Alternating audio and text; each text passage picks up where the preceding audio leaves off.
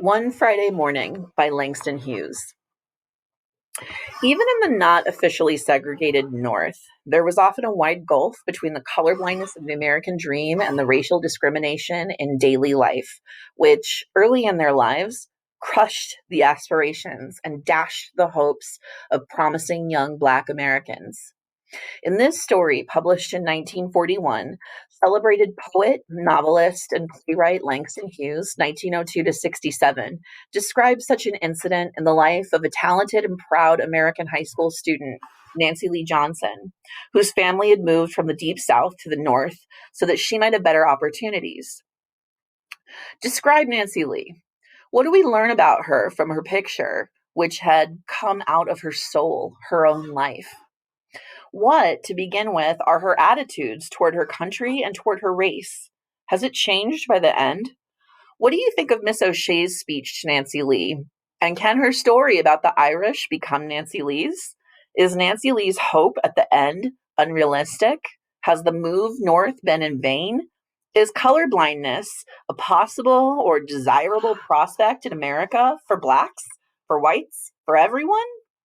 If racial prejudice is at odds with the American dream, what about racial pride and racial preferences?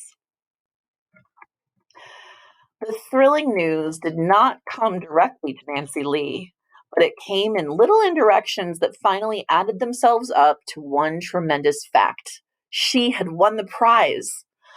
But being a calm and quiet young lady, she did not say anything, although the whole high school buzzed with rumors, guesses, reportedly authentic announcements on the part of the students who had no right to be making announcements at all, since no student really knew yet who had won the year's arts scholarship.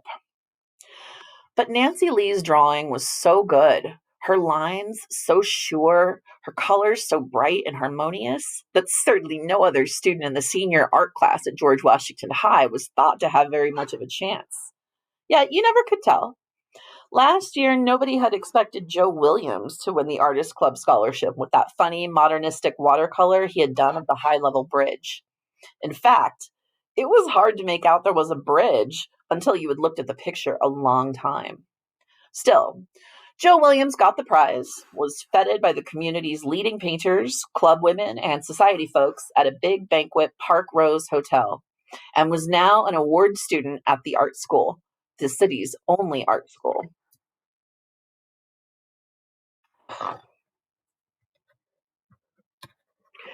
Nancy Lee Johnson was a colored girl, a few years out of the South, but seldom did her high school classmates think of her as colored. She was smart, pretty, and brown, and fitted in well with the life of the school. She stood high in scholarship, played a swell game of basketball, had taken part in the senior musical in a soft, velvety voice, and had never seemed to intrude or stand out, except in pleasant ways, so it was seldom even mentioned, her color. Nancy Lee sometimes forgot she was colored herself. She liked her classmates and her school.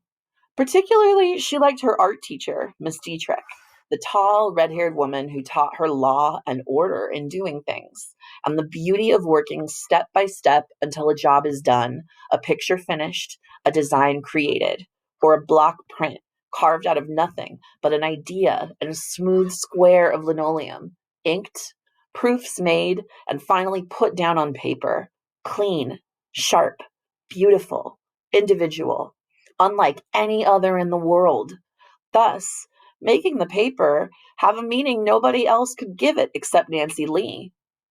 That was the wonderful thing about true creation. You made something nobody else on earth could make but you.